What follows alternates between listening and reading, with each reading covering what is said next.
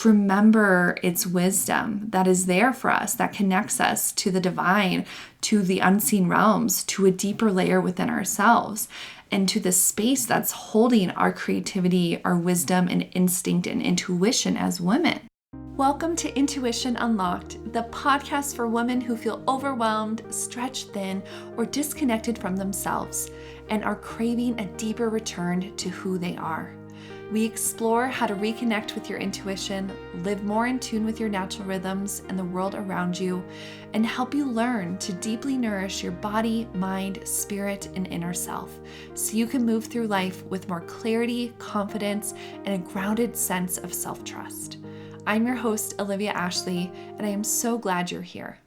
Hello, and welcome to Intuition Unlocked. It's your friend and host, Olivia here. And in today's episode, I want to talk about something I think that many women are beginning to notice or feel or be pulled towards, even if they don't fully realize it yet. And that is this call back to the womb. And I bring this up because I've realized that for a long time in my own practice and even in my teachings on this podcast, I've mainly been connecting primarily to my heart and my heart space. I've used my heart as a place to ground and anchor and to find clarity in my days and body, and that has been really beautiful. It feels balanced and open, and it connects me to myself and the world around me. Yet recently, I started to notice something, that there was another layer beneath that within myself that I wasn't fully accessing. And when I began to feel into it, I noticed that it wasn't my heart calling, it was my womb space. And this energy there felt different, more ancient, mysterious, and more internal. I noticed it's less about the connection outward and more about this invitation to connect more deeply inward. So in today's episode, that's what we're going to explore. I'm going to talk about the difference between being heart-led and womb-led, what the womb actually holds physically, energetically, and intuitively, why nourishment is essential for women and our life force, and how you can begin to gently reconnect to your womb in a grounded, real way. Because I really believe that there's something potent here with our womb space and in that connection that is waiting for us. So let's dive into it. When I recently started feeling into my womb space more intentionally, I was honestly surprised by how different it felt compared to my heart, because I've been going to my heart space consistently for a long time. I think many of us are taught to move into that space first.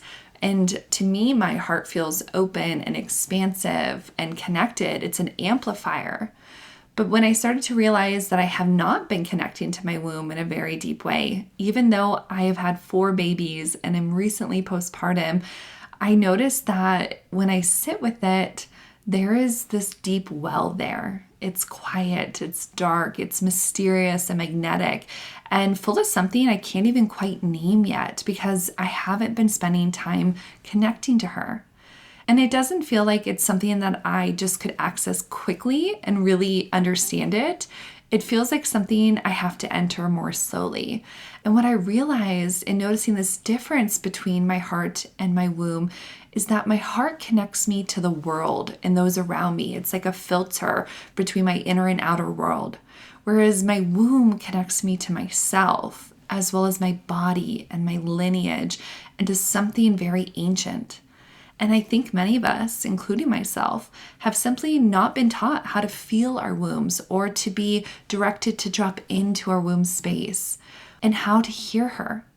Most of us have not been taught how to sit with this part of our body as a source of intelligence, sensation, or guidance. Instead, we've often been taught to hide her, to ignore her or override her, to medicate her, and to see her primarily through the lens of function or problem or control. And mainly our understanding of our womb has been shaped almost entirely through external systems.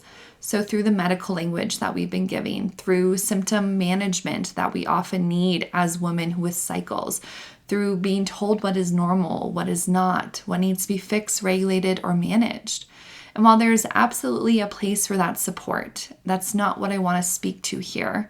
But what I noticed with that disconnection that starts from a young age, from the hiding that happens around our cycle, is that we often lose our relationship to it and even to a deeper part of ourselves, because we're rarely taught how to build a relationship with our own bodies, let alone our womb. So instead of learning how to listen, we learn more how to monitor ourselves. And instead of learning how to trust in what we're feeling or notice the symptoms and let them be, we learn how to manage and quiet them. And so over time, the womb has become something that we feel disconnected from or even at odds with, especially if we're navigating things like painful cycles and hormonal shifts, fertility challenges, emotional intensity, or feeling depleted. Yet beneath all of that, there is this layer that many of us have never been invited into, and that's what I want to invite you into today. There's a layer where our womb is not something just to fix or control or feel once a month, but it's something to be in relationship with. And when I really feel into it, I can sense that we've also lost something more communal. And the image that I receive and comes forward around this is showing me women gathered together in a relationship with one another and our bodies and our cycles, both literally in our bodies, but also in nature, where we're sitting in a circle. There's warm tea steeping. Stories are being shared. Tears are shed. Bodies are witnessed but not judged. Mothers are supported and honored. Babies are held by many arms. And cycles are understood within and outside of us. And they're not hidden.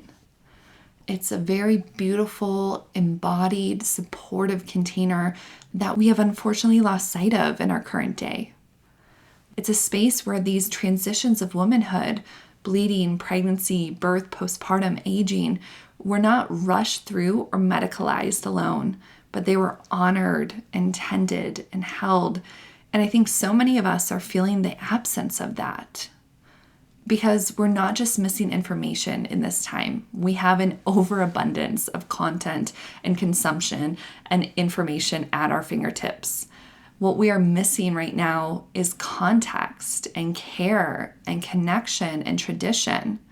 And when that's missing, it makes sense that we often would feel disconnected from this part of ourselves, from this internal tending and these rituals and relationship that we have for so long held for generations before us. So before I go even deeper into what the womb holds, I think it's important to name that this disconnection is not a personal failure on our parts. It's something we've inherited, and that's okay because now we have the opportunity to gently change it, to inherit something new, to let our daughters and the girls who come after them have a better understanding of themselves, of their body, of their place in society and with one another. And from this place, this returning to this sense and whatever feels right for you, we can start to ask a different question. Not just what is wrong in myself or what do I need to fix, but what is actually here that I haven't been taught how to listen to, and what does it have to share with me? This is where the conversation around the womb begins to shift, because when we start to see the womb not just as a physical organ that is there and affects us, but we just let it be, we can start to shift to see it as a center of intelligence, because that is what it truly is, and that shifts things.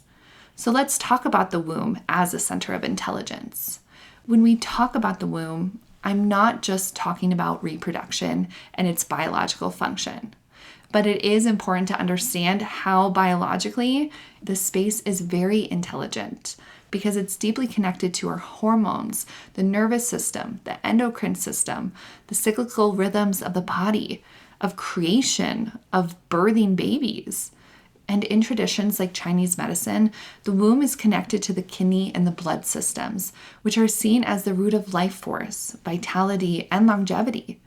And in more modern science, we're beginning to understand how the body holds memory, not just in the brain, but in our tissues, in our nervous systems, in our patterns, and even in the blood.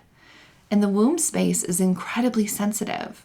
It responds to stress and nourishment, to safety, to environment, and our emotional states.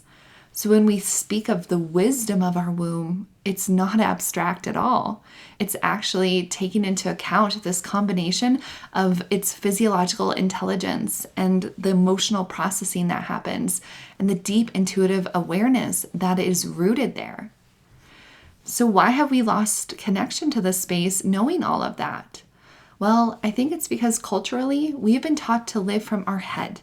And in spiritual spaces, we have been often guided to live from our heart. And very rarely are we taught as women to drop into our womb. And I think another layer of that is because it's not always comfortable. Our womb holds our emotion and memory, our creativity, and our power as women. And it's connected to big things such as life and death and transformation, which much of our society has tucked away into little spaces to contain those pieces. And that leaves many of us living disconnected from our cycles, our bodies, and our intuitive signals. And so while all of that is happening, at the same time, we are also living in a culture that often depletes us. We are taught as women to eat less and shrink in both our size and how much space we take up. We are taught to prioritize productivity over nourishment or to push through exhaustion.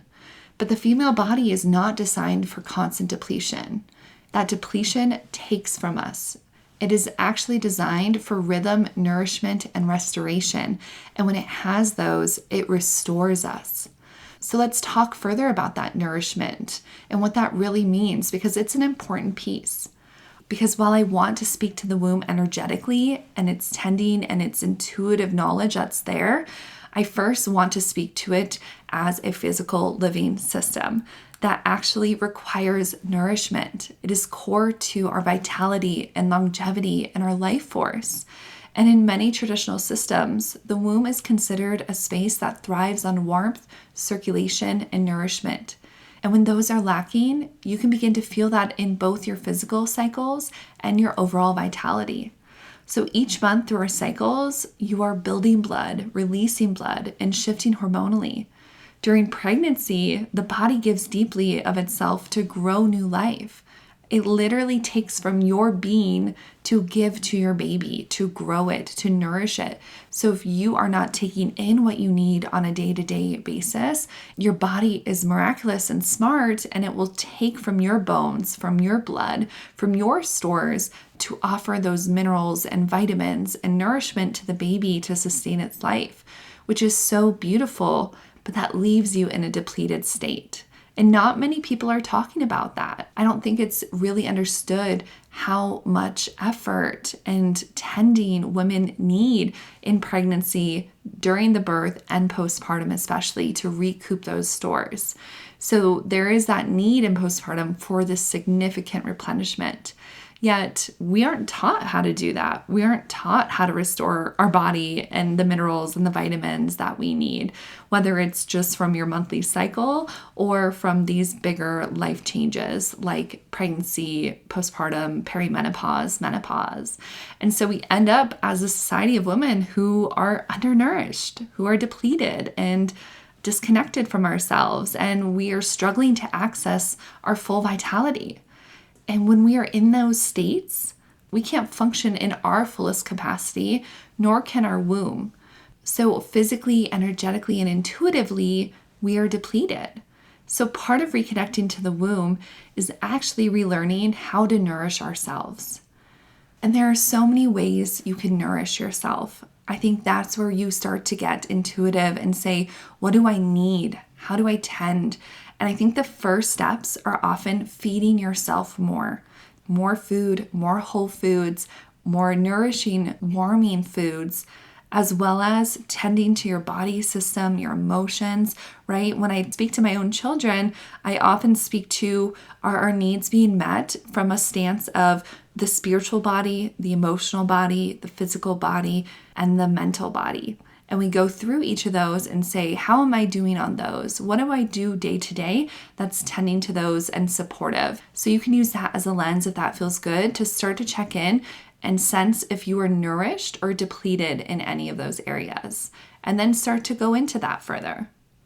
But coming back to the womb, while the womb has so much power on a physical level and affects so much, I also see on a spiritual level and energetic level that the womb is a bridge. And across many traditions and mythologies, the womb is talked about as a portal. It's a space between worlds, a place where life emerges, but also where transformation happens. And when you feel into it, it makes sense because this space is holding creation, intuition, creativity, subconscious awareness, and deep inner knowing. And it's not loud. I think that's why we've often missed it or we don't dive deep into it. It doesn't operate like the mind. It doesn't even feel like the heart. It feels like something slower and deeper, and that requires you to listen differently. And I also think that's why so many of us are being called to its space right now, not just to think differently or feel more, but to go deeper, to step into a new paradigm, to remember its wisdom that is there for us, that connects us to the divine, to the unseen realms, to a deeper layer within ourselves, and to the space that's holding our creativity, our wisdom, and instinct and intuition as women. It's incredibly powerful. And reconnecting to your womb doesn't have to be complicated.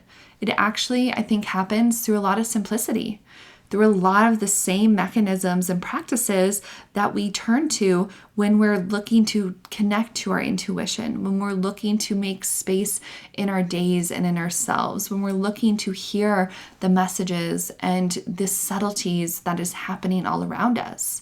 And so you can start by slowing down enough to feel and sense, even for a few minutes a day. You can begin to simply place your hand on your lower belly and breathe there, not trying to force anything, but noticing the energy, how it feels. Ask for a message or a sensation and use your senses to notice what comes up. You can also begin to track your cycle, and not just physically, but emotionally and energetically. And I think most importantly is beginning to nourish your body more deeply through warm, mineral-rich foods, through rest when you need it, through hydration, through moving your body, getting outside, and slowing your pace a little bit to be more present and out of that rush. It's about shifting from structure and forcing into flow and surrender. And I think the most important piece is just starting to listen and to open a relationship with your womb, to take time to cultivate that relationship and to understand and feel into when it's your womb speaking versus your heart or your mind. When you first start off, you probably won't get loud, big answers, but you're going to get subtle signals and you can listen to those. Along with these simple practices are also some really beautiful, nourishing tonic herbs that you can bring into your life if you feel called to. There are 3 that come to mind that are especially nourishing for women. The first is nettle. Nettle is deeply rich in minerals like iron, calcium, and magnesium. It's incredibly supportive for building and replenishing the body, especially for blood and overall vitality. So this is a powerhouse for all women. The second herb is oat straw. It's very gentle and moistening. It's a bit sweeter and light. It's supportive for the nervous system, the brain, and helping the body to soften, restore, and feel more resourced. So that's a beautiful herb that you could also bring in with nettle to support your whole body system. And the last one is burdock root. This is a grounding and cleansing herb. It's very supportive for the liver and blood, and it helps the body process and release while staying rooted. So you can work with one of these, or you can combine them all in a simple infusion, where you would take 1 part each, probably 1 teaspoon to 1 tablespoon, starting off very mild to see how you like the herb and how it feels in your body. And then you can work up to even 1 tablespoon or a little more because these are nourishing tonic herbs. They can be used daily and safely. So you'll take 1 part of each of those or just 1 of these herbs and steep it in either hot water or cold water for a gentler infusion, and then letting it sit for at least 30 minutes. The longer, the better here. You can even go overnight if you'd like. So listen to your own intuition and body here and feel what you're most drawn to. Maybe it's one of these herbs or it's another plant I didn't mention. There's a lot of herbs out there, and I think simplicity is key here, but you want to get ones that are nourishing, warming, supportive to your body and to your womb. So be your own herbalist and advocate for what you need. The goal here is to bring nourishment, warmth, and support to your womb and body, and there are many ways to achieve it. And remember, I am not a doctor here, so do your own research, work with practitioners, and be your own best advocate in your health. What I really want you to remember from this whole conversation is the importance of relationship. The importance of relationship to your body, to your senses, your heart, your womb, the importance of the relationships to each other, to our sisters, to the women around us, to our families, to understanding the roles we can play, the power inherent to us, if we can remember that a lot of our well-being starts with us, starts with the relationship to ourself, to our body systems, to our feelings and senses, to our intuition. And from there, we get to invite others around us who get to witness us in our full embodiment and help them be more embodied as well. Even if it's not a calling or a job that you're doing that through, it's so important to be tending and connecting and noticing. And what I really sense is that our wombs are asking for deeper relationship and connection. Because I really feel that many women are being called back to this space as a remembering that your body holds wisdom, that your womb holds intelligence, and that you don't have to live only from your head or even just your heart. There's more within our system, within you, that's wanting to connect. And so if this is something you've never explored before, I want you to remember that there's no need to rush or force this. You can simply begin by noticing, by placing your attention there, by becoming curious, because your womb is not something you have to create connection with. That connection is already inherent to you. You just have to remember it's there and return to it. And I want to thank you so much for being here, for listening, and being a part of this community. I'm quite curious to know how this episode and conversation landed, especially what you feel as you tap into your womb space. So reach out and let me know. Until next time, I am wishing you all the best. Thank you so much for being here today. I am truly grateful you chose to spend this time with me and be a part of this community. If this episode resonated, I'd love for you to leave a rating and written review because it helps Intuition Unlocked reach more women who are ready to live clearer, bolder, and more self-led. As a thank you, screenshot your review and email it to me, and I'll send you a resource to support your next step.